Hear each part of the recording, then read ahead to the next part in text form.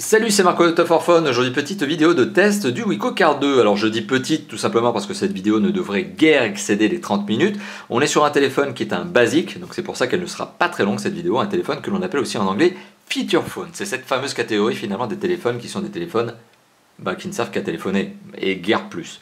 Voilà, donc un téléphone basique qui est le Wiko Car 2 aujourd'hui, c'est le téléphone que je vous présente. Le Wiko Car 2 qui, comme son nom le laisse supposer, est la deuxième génération du Wiko Car que j'avais déjà eu l'occasion de tester précédemment. Et donc vous retrouverez tout simplement un article sur le site et une vidéo sur notre chaîne YouTube si jamais vous vouliez voir à quoi ressemble le Wiko Car première génération. Alors Car, petite parenthèse, on écrit ça K-A-R, on ne sait jamais, on pourrait avoir peut-être quelques difficultés à trouver l'orthographe exacte quand on pourrait chercher ce téléphone. Alors, autre parenthèse avant de commencer le test en lui-même, le Wiko Car 2 que vous voyez est proposé et prêté par Material.net qui est notre partenaire comme vous le savez déjà. Material.net qui nous permet donc bien de tester un certain nombre de téléphones qui parfois sont difficiles à obtenir auprès des constructeurs, ça a été le cas du Car 2. Et bien justement, je tiens à remercier Material.net et plus particulièrement Jean-François. Voilà.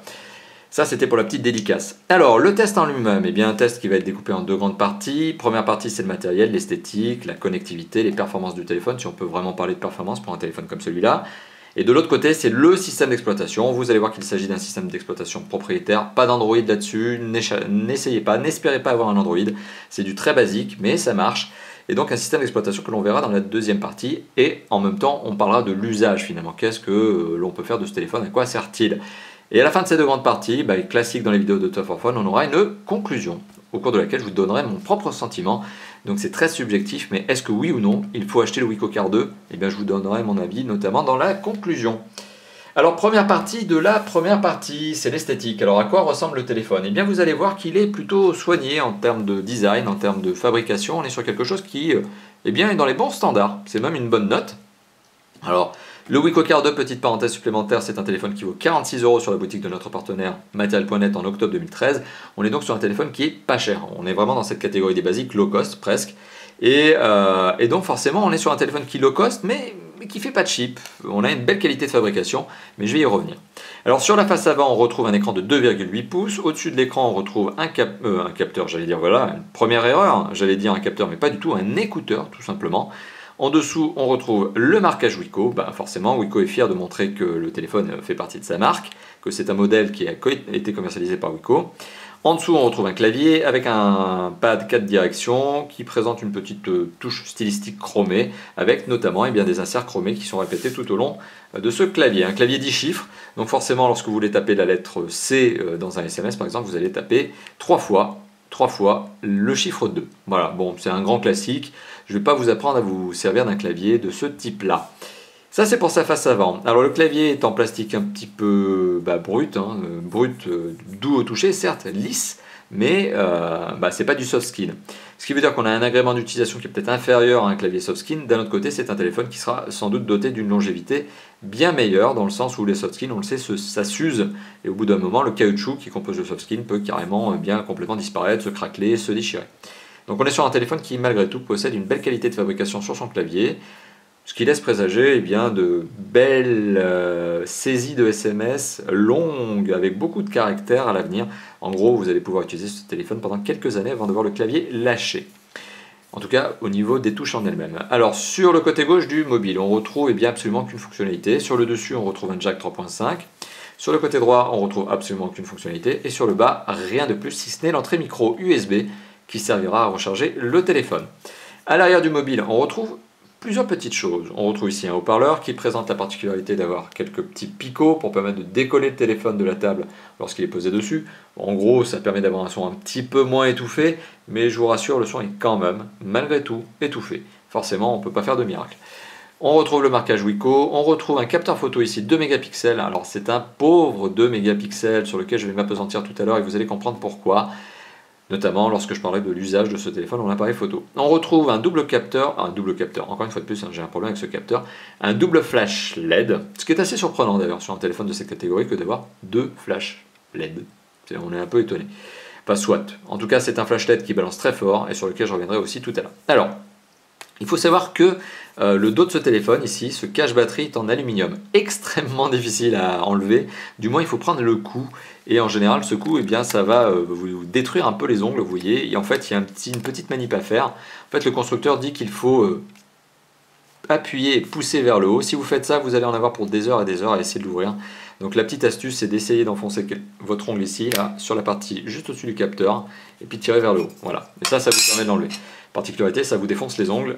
Bon, on n'a pas rien sans rien, quoi. Hein. On retrouve une batterie. Alors je vais l'enlever, mais de mémoire, c'est une 950 mAh. Modèle Car 2 que je vous avais présenté lors du déballage 2. Hop, est-ce que c'est... Voilà, la caméra fait son focus. 950 mAh, Car 2. Une caméra que je vous avais montré, enfin une batterie que je vous avais montré lors du déballage de ce téléphone. Enfin, les deux emplacements de carte SIM sont ici, l'un au-dessus de l'autre. Pour le coup, vous avez remarqué que je n'ai pas de carte SIM. Bon, c'est tout simplement, voilà, je les ai enlevés pour la vidéo. Bon, vous m'excuserez de ce fait-là. On retrouve aussi l'emplacement micro SD qui permet d'ajouter jusqu'à 8 Go de mémoire supplémentaire sur ce téléphone. Et ça n'est pas un luxe parce que le téléphone de base n'a que quelques KO de mémoire. Donc en gros, oui, vous serez obligé d'ajouter le micro SD si vous voulez vraiment utiliser pleinement les fonctionnalités de ce téléphone, notamment le lecteur MP3 que je vous montrerai tout à l'heure. Voilà, là on va rallumer le téléphone, forcément parce que je l'ai éteint en mode barbare en ouvrant la batterie un peu n'importe comment. Petite séquence de nettoyage, même si l'écran n'est pas un tactile, vous voyez, il a tendance à se salir lorsque l'on passe les doigts dessus. Ça va un peu de choix d'ailleurs aussi, c'est une petite lapalissade que je vous ai fait, en tout cas j'ai enfoncé une porte ouverte. Voilà, alors on est sur le téléphone allumé, bon vous l'avez vu, la séquence de démarrage elle est relativement rapide. Alors, c'est un téléphone qui se prend très bien en main, mais assez étonnamment, il est plus encombrant bien sûr qu'un téléphone de même catégorie, dit basique, avec un écran de 1,8 pouces. Vous allez comprendre ce que je veux dire par là. On est sur un téléphone qui se prend bien en main. Malgré tout, vous allez le voir, il dépasse de la main. On est donc sur un téléphone qui finalement possède des dimensions qui sont relativement généreuses en raison de cet écran de 2,8 pouces. Alors pour le coup, je vais sortir le fameux Lubi2 que je suis aussi en train de tester en ce moment. Voilà, et juste pour vous montrer un petit peu la comparaison en taille. Alors, on n'est pas non plus sur les mêmes budgets, hein. Je me permets juste de resituer ça. Le Wiko Car 2, c'est un mobile qui vaut 46 €. Le Wiko Lubi2, c'est un mobile qui en vaut moins de 20. Il en vaut 19,90 je crois sur la boutique de notre partenaire Matériel.net, encore une fois de plus. Donc ça, c'est vraiment le basique par excellence. Le Lubi2, c'est le basique par excellence. Ne cherchez pas, il y a rien dedans, quoi. C'est un téléphone qui est vraiment fait pour téléphoner. Donc le Wiko Car 2, eh bien, voilà, il est un peu plus encombrant que la normale dans cette fameuse catégorie, mais parce qu'il a un écran qui est plus grand, tout simplement. Alors justement, je vous dis qu'il est plus encombrant, eh bien on va être très factuel, je vais vous donner les dimensions. On est donc sur un téléphone qui fait 12,9 cm de long, 5,5 cm de large et 1,1 cm d'épaisseur. Le tout pour un poids qui est relativement conséquent de 119 grammes. Je dis relativement conséquent parce que par rapport à la première génération de Wiko Car, on n'est pas dans les mêmes eaux du tout. De mémoire, le Wiko Car, alors là c'est même plus de mémoire parce que là je vais reprendre la petite fiche quand même. Le Wiko Car 1, donc la première génération, était quand même à 82 grammes. Il était plus petit, un peu plus épais, il se rapprochait plus d'un Lubi2. Le Wiko Car 2, finalement, c'est un peu un nouveau style, hein, finalement. C'est un peu une vraie révolution sur ce téléphone, puisque finalement, il est plus grand, plus large, écran plus grand, mais forcément, au passage, il est plus lourd. Il a pris un peu d'embonpoint. On est sur un téléphone qui pèse 119 grammes, alors que normalement, sur cette catégorie, on est généralement en dessous de 80 grammes, comme c'est le cas pour le Lubi2. Voilà, donc un téléphone qui, voilà, première originalité, son dos en aluminium et surtout son écran de 2,8 pouces, forcément l'encombrement qui va avec. Qu'est-ce que je peux vous dire pour la qualité? Donc la qualité perçue de ce téléphone, eh bien c'est un bon téléphone, il est bien fabriqué, c'est ce que je vous évoquais tout à l'heure. On est sur quelque chose qui fait pas de chip, le dos fait vraiment métal, ça fait pas trop de toc, il n'y a pas de vide, et surtout c'est un téléphone qui ne fléchit pas, qui ne plie pas. Voilà. Là je suis vraiment en train de forcer, et le téléphone ne plie pas. Il y a vraiment une vraie rigidité au niveau de ce téléphone. Le châssis est bien pensé, la carrosserie est bien pensée. Bon, il n'y a pas de Corning Gorilla sur la face avant, donc méfiez-vous si vous posez le téléphone sur la face avant du mobile, donc sur sa face avant, pardon. Vous allez forcément rayer l'écran à terme parce que c'est, à mon sens, à mon avis, c'est un bel écran en plastique. Donc ça prend très bien la rayure, mais voilà, donc qualité de fabrication vraiment, vraiment au top pour cette catégorie de téléphone. Donc c'est vraiment un bon point. Alors l'image et le son, on va parler de l'image, on va parler du son, c'est de la deuxième partie de cette première partie qui est toujours celle du matériel. Alors l'image et le son, eh bien, on est à un écran de 2,8 pouces avec une gestion satisfaisante des couleurs, vous allez le voir, lorsque l'on est dans le menu, on est sur quelque chose qui est satisfaisant. Voilà. Justement c'est la force de ce téléphone, c'est cet écran qui offre une très belle lisibilité. Donc ça c'est un bon point. Qu'est-ce que je peux vous dire d'autre? Donc on est sur un écran couleur, on est sur un écran qui a 320 pixels par 240 pixels de résolution. Bon, c'est sûr que c'est pas de la HD. Alors pour tout vous dire, il y a bien une application vidéo. Pour le coup, j'ai pas mis de vidéo dedans, mais en fait, il faut savoir que la lecture vidéo est extrêmement, comment dire, passable. On n'achète pas le Wicocar 2 pour s'en servir comme lecteur vidéo. On s'en sert principalement pour, eh bien, tout simplement, là je voyais la batterie, vous voyez, ça me fait un petit court-circuit. Là, je suis en train d'y réfléchir en même temps que je suis en train de vous parler. Je suis en train de bugger. Donc, c'est un téléphone qui, dans l'absolu, n'est pas fait pour regarder des vidéos. C'est pas clean, c'est pas top, quoi. Alors en même temps que je suis en train de vous parler, je suis en train de sortir de la boîte le chargeur, enfin en tout cas le câble micro USB, vous allez le voir, je vais charger ce téléphone en même temps que je suis en train de faire ce test. Vous voyez, on est un peu en mode route finalement. Hop, tac, et on y va. Hop, voilà, ça me permet en même temps de vous montrer comment on place le câble micro USB, ce qui n'est pas forcément le plus étonnant qui soit, le plus difficile à comprendre, mais bon, soit, voilà. Bon, en tout cas, je vous ai montré ce petit câble et le fait que le téléphone se charge bien, d'ailleurs, il est bien en recharge. Voilà, donc ça c'était pour l'écran. Bon, bah ça permet une bonne lecture, mais pas de quoi faire des folies, notamment pour lire de la vidéo. Alors, le haut-parleur, l'écouteur, le jack 3.5. Le haut-parleur donne un son qui est tout à fait convenable. Bon, un peu étouffé quand même lorsque le téléphone est posé sur la table. Alors, bon, là je vais arrêter d'enfoncer des portes ouvertes, notamment je vais vous faire écouter un petit titre. Donc là, le téléphone est décollé de la table, le son provient du haut-parleur qui se trouve à l'arrière. Voilà. Il suffit de faire ça pour s'en rendre compte. Alors le son n'est pas mauvais, mais lorsque vous posez le téléphone sur la table, bon, c'est ce que je vous évoquais, le son est étouffé. Alors un son plutôt acceptable, plutôt convenable.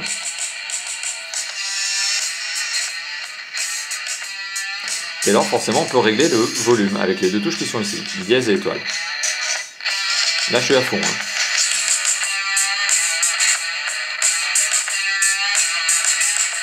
Voilà. Donc ça c'était pour le petit test de lecture MP3. Le son par le haut-parleur, donc je me répète, est convenable, satisfaisant, plutôt bon, mais étouffé.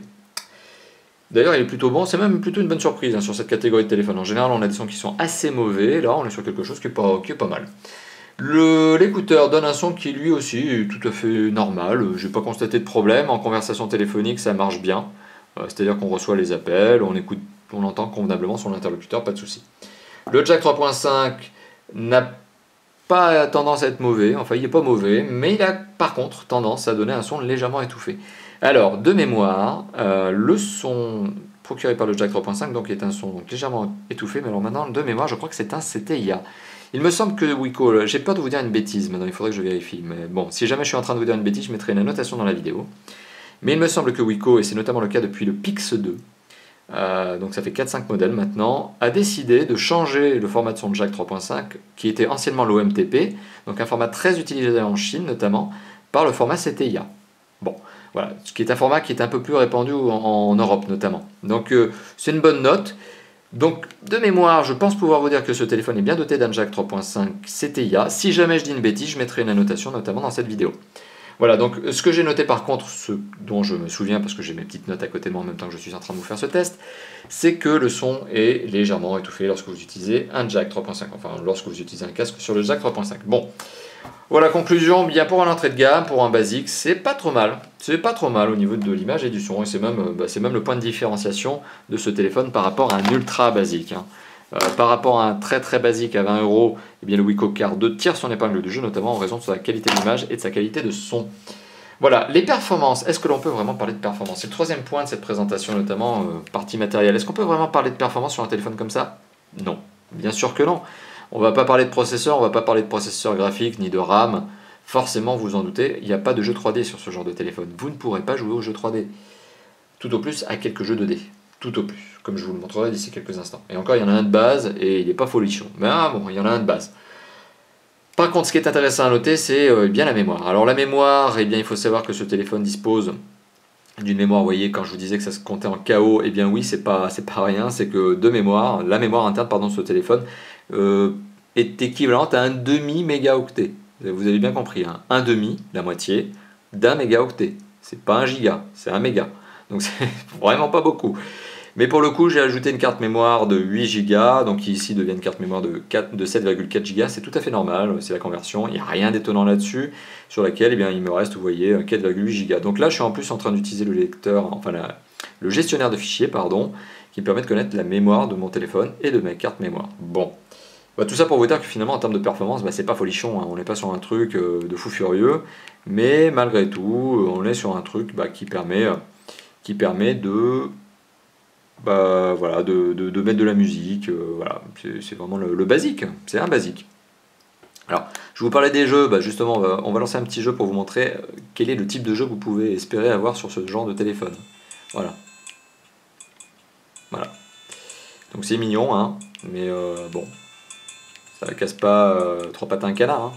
Voilà, c'est mignon, ça fait passer le temps dans une salle d'attente si vous voulez, mais c'est sans plus. Et c'est typiquement le genre de jeu maximum en termes de puissance, de gourmandise, de ressources que vous pourrez avoir sur ce téléphone. Du bon jeu 2D old school des années fin 2000. Ah, alors voilà, on m'appelle en même temps. Eh bien, hop, ça sera mon fil de la vidéo. Vous voyez, il m'en faut bien. Hop. Donc le petit fil de la vidéo, c'était cet appel téléphonique. Bon, remarquez, il y en aura peut-être d'autres. Hein. Voilà, donc ça c'était pour vous parler des performances du téléphone. Alors maintenant on va parler de la connectivité. Est-ce que ce téléphone est bien connecté ou pas connecté? Alors je tiens juste à faire un petit rappel, hein. Ce téléphone, je le rappelle, c'est un basique. Donc un téléphone basique, forcément, on ne peut pas lui demander d'avoir autant de connectivité, autant de normes, autant voilà, de performance sur cet aspect-là qu'un téléphone qui vaudrait 600 €. On est sur un entrée de gamme, je vous rappelle, à 46 €. Voilà. Alors, par contre, en connectivité, on n'est pas trop mal, parce qu'on est sur un téléphone qui est double SIM et qui est de mémoire. Alors, j'ai peur de vous dire une bêtise, je vais quand même vérifier. J'allais dire qu'il était... j'allais faire une bêtise. J'allais dire qu'il était quadriband. Vous voyez, heureusement que j'ai ma petite fiche à côté de moi. Il est que biband. Ce téléphone est biband GSM. Donc, vous ne pourrez pas l'amener avec vous partout dans le monde, tout simplement parce qu'il y a des endroits, donc des pays, hein, tout simplement, qui utilisent des réseaux qui ne seront pas exploités, sur lequel ne pourra pas se connecter le WeCoCar 2. Voilà, donc c'est la petite note. Sachez que ça n'est qu'un biband. Il est biband GPRS, donc pas de 3G. Hein. Voilà, on est en dessous de... Voilà, pas de 3G, pas de 2G, on est sur du GPRS. Hein. C'est du vraiment basique web mobile. Donc ce qui fait qu'en fait, au final, en termes d'utilisation sur ce téléphone, le web mobile va se résumer à quelques petites applications très basiques, et encore, et encore. Donc bon, là je suis en train de le tailler un petit peu, j'ai dit qu'il était biband et pas quadriband, donc c'est quand même un petit défaut, c'est pas catastrophique, ça veut dire que ça ne concerne que les gens qui voyagent beaucoup, mais les gens qui voyagent beaucoup en généralement ont tendance à avoir des smartphones. Voilà, pourquoi? Parce que bon, c'est sympa d'avoir un smartphone dans l'avion ou dans le train ou dans le bateau par exemple. Voilà, donc quand on se déplace à l'étranger, on est content d'avoir un téléphone qui permette notamment de lire des DVD, des DivX pardon. Là pour le coup, c'est pas vraiment le cas. Bon, c'est un téléphone qui est principalement destiné à un usage européen et guère plus. Alors, fin de cette petite parenthèse sur les normes biband, triband, quadriband, etc., GPRS. On va passer maintenant sur les autres normes. Alors, il faut savoir que ce téléphone n'est ni Wi-Fi, il n'est ni GPS, il n'est ni NFC. Par contre, forcément, vous avez le micro USB, que j'utilise actuellement d'ailleurs pour recharger le téléphone. Vous avez un jack 3.5 et vous avez ce fameux Bluetooth que vous voyez ici. Bon, voilà, qui peut être activé et qui vous permet notamment de brancher votre téléphone, enfin en tout cas de relier votre téléphone, entre guillemets relié, hein, sans fil, à une oreillette Bluetooth, voilà, par exemple. Bon, c'est juste une idée. Vous pourriez très bien le relayer par exemple à une installation Bluetooth dans votre voiture aussi. Chose que je n'ai pas testée d'ailleurs, je tiens à le préciser. Alors donc je ne peux pas vous dire quels sont les modèles de voitures qui sont compatibles avec ce téléphone.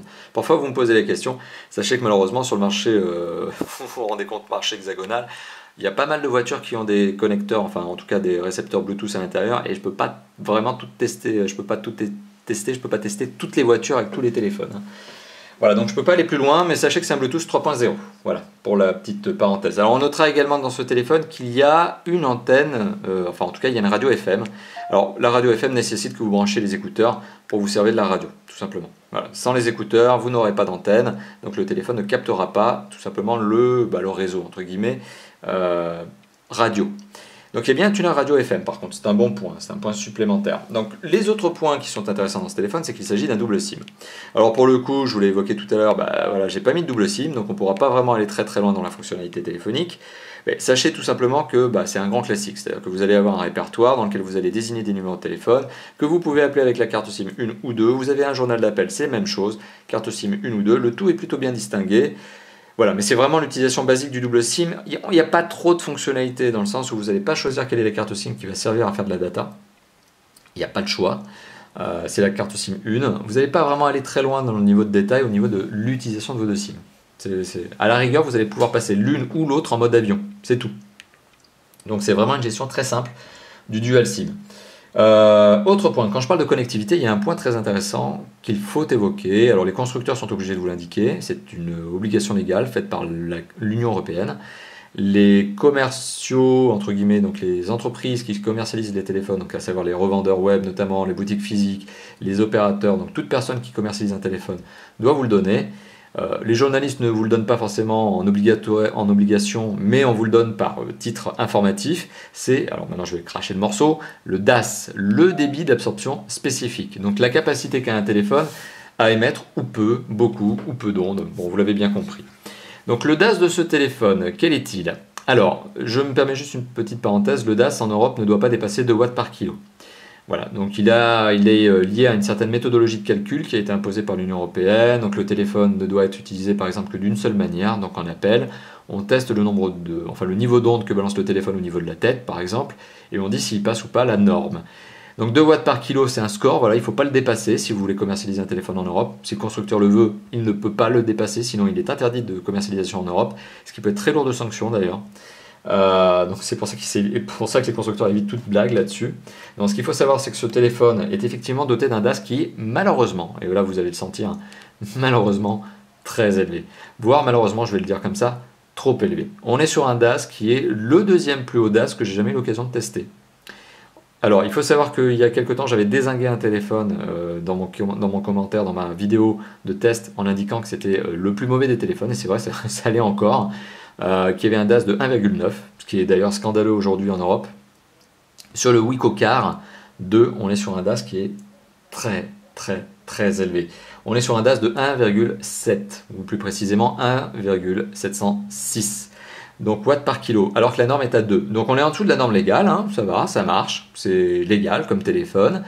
Reste que c'est un DAS très très élevé, sachant qu'aujourd'hui on a des téléphones qui tombent à moins de 1, allègrement, et on a même des téléphones, alors là pour le coup qui sont des haut de gamme et ultra haut de gamme, qui tombent à moins de 0,3, 0,4. Donc bon, bah voilà, vous l'avez compris, je suis très critique, pas sur la connectivité en général de ce téléphone, parce qu'elle est plutôt adaptée, mais je suis très critique sur le DAS du mobile. Voilà, donc parce que le DAS de ce téléphone est très élevé, trop élevé selon moi. Parce que j'ai ma propre barrière psychologique. Si vous voyez les tests de Top 4 Phone régulièrement, vous le savez, en général, quand le téléphone dépasse les 1 watt par kilo, voilà, donc la norme, c'est cette fameuse barrière psychologique. Quand le téléphone dépasse cette norme, je suis plutôt critique. Bah, pour le coup, le téléphone, oui, dépasse allègrement cette norme. Voilà, donc ça c'était la fin de la première partie matérielle. On va arriver à la partie logicielle. Vous allez voir que ça va aller plutôt rapidement. On est sur un système d'exploitation qui est 100% propriétaire. Bon, pas de mystère, pas d'Android, pas de Firefox OS, pas d'autres trucs, j'en sais rien moi. Bon, en tout cas, on est sur un système d'exploitation 100% propriétaire qui se base sur 18 icônes principaux dans le menu. Alors, je vais tous les lister, on ne va pas forcément rentrer très loin dans le détail. Il y a une icône contact, enfin une fonction contact qui vous permet d'avoir votre journal, tout simplement votre répertoire, hein, tout simplement. Les appels, dans lesquels on ne pourra pas aller parce que je n'ai pas de carte SIM dans le téléphone, désolé. Les profils audio pour gérer eh bien, tout simplement le mode silencieux ou pas de votre téléphone. Bon, désactiver la sonnerie par exemple, c'est une idée. Le lecteur musique que je vous ai montré tout à l'heure. Les messages qui sont ni plus ni moins que les SMS. L'appareil photo qui se résume à un 2 mégapixels qui prend des photos de très faible qualité. Avec un double flashlight qui pour le coup lui par contre balance très très fort. C'est ça qui est assez contrastant. C'est qu'on est sur un téléphone qui à la base est très loin d'être fait pour prendre des photos. Donc il y a un capteur de mégapixels qui est très très basique, qui prend vraiment des photos mais de très basse qualité, tout juste digne à être utilisé en fond d'écran. Mais par contre, ce qui est intéressant, c'est qu'on a un double flash LED. C'est ça qui est assez contrastant. Au lieu d'avoir un capteur photo qui aurait été un 5 mégapixels par exemple avec un simple flash LED, eh bien on se retrouve avec l'inverse. On se retrouve avec un tout petit capteur photo, très passable, mais avec un double flash LED qui balance très très fort. Et qui est d'ailleurs finalement très sympa, mais un peu surdimensionné pour ce genre de téléphone. On a une application Facebook qui permet d'avoir le Facebook en mode GPRS swap. Bon, c'est pas terrible, quoi. On n'a pas vraiment envie de s'en servir. Hein. Même en mode dépanne, franchement, le Facebook, pas sur ce téléphone. Non. On a le gestionnaire Bluetooth qui vous permet de relier donc une oreillette Bluetooth par exemple. Les paramètres qui vous permettent d'aller plus loin au niveau du réglage du téléphone sans arriver dans une surabondance de fonctionnalités parce que de toute façon, le téléphone reste très simple. Il n'y a pas grand chose à faire. On a la fameuse radio FM que je vous ai indiqué tout à l'heure, le Java, donc qui vous permet de régler le Java, est-ce que vous mettez du son lorsque vous avez un jeu Java, etc. Parce que là, je viens de lâcher le mot, les jeux sont faits en Java. On a les alarmes, donc vous pouvez mettre des réveils, programmer vos réveils. Vous avez le lecteur vidéo qui, forcément pour le coup, ne sera pas exploité parce que je n'ai pas de vidéo dans cette carte mémoire pour ce test, mais sachez-le, c'est pas terrible. Le service, c'est le WAP. Et le WAP sur ce téléphone, ça reste du WAP, donc c'est pas terrible. Hein. À l'heure de l'internet mobile 3G, voire 4G pour les plus chanceux, le WAP c'est pas top. On a mes fichiers, donc c'est ce qui vous permet de connaître la capacité que vous avez consommée sur la mémoire interne de votre mobile, mais aussi sur la carte mémoire. Les outils, dictaphone, album, fuseau horaire, calculatrice, e-book. Oui, vous pouvez lire des e-books. Ce qui n'est pas forcément bête parce que ce téléphone finalement a une bonne lisibilité, mais bon, allez, sans plus, c'est un petit gadget. Et le calendrier, qui est pas mal non plus. Voilà, vous voyez, on peut mettre des petits rendez-vous, des petits trucs comme ça. Donc ça, c'est pour le système d'exploitation. On est sur quelque chose de basique. Quelque chose de simple. Pour composer un numéro de téléphone, donc c'est l'usage, vous l'avez vu, voilà, je compose un numéro de téléphone et puis a priori, j'appuie sur la touche 1 ou 2 et je déclenche l'appel avec ma carte SIM 1 ou 2. Pour le coup, comme j'ai pas de carte SIM, donc j'ai le petit message d'erreur que vous venez de voir, mais bon, pas besoin d'aller très très loin dans le détail. Oui, c'est un téléphone qui sait téléphoner. Encore heureux. Voilà, donc finalement, on est très très vite passé sur le système d'exploitation parce qu'il n'y avait pas grand chose à dire. Vous n'allez pas pouvoir télécharger des applications, des jeux, etc. Ça va pas être la fête. C'est pas un téléphone qui est fait pour ça de toute façon dans l'absolu. C'est un téléphone, je le rappelle, qui est fait pour, c'est au moins la 10e fois que je le dis, fait pour téléphoner. Voilà, donc passons maintenant à l'usage de ce téléphone. À qui se destine-t-il? À quel type d'usage? Bon, vous l'avez vu, on a un lecteur MP3 qui est plutôt sympathique, un appareil photo qui est plutôt très mauvais, avec son double flashlight qui, pour le coup, ne sert pas à grand-chose. On a du Bluetooth, ok, on a la capacité à émettre des appels avec 2 cartes SIM différentes, donc on a un téléphone qui est un double SIM. C'est la vraie force de ce mobile, finalement. Voilà, donc à qui se destine ce téléphone? Quel est son type d'usage? Alors c'est un usage plutôt basique, forcément, ça va avec la catégorie du téléphone. Donc on est sur un téléphone basique, usage basique. On est sur un téléphone qui est principalement destiné à appeler, à être appelé, émettre ou recevoir des SMS.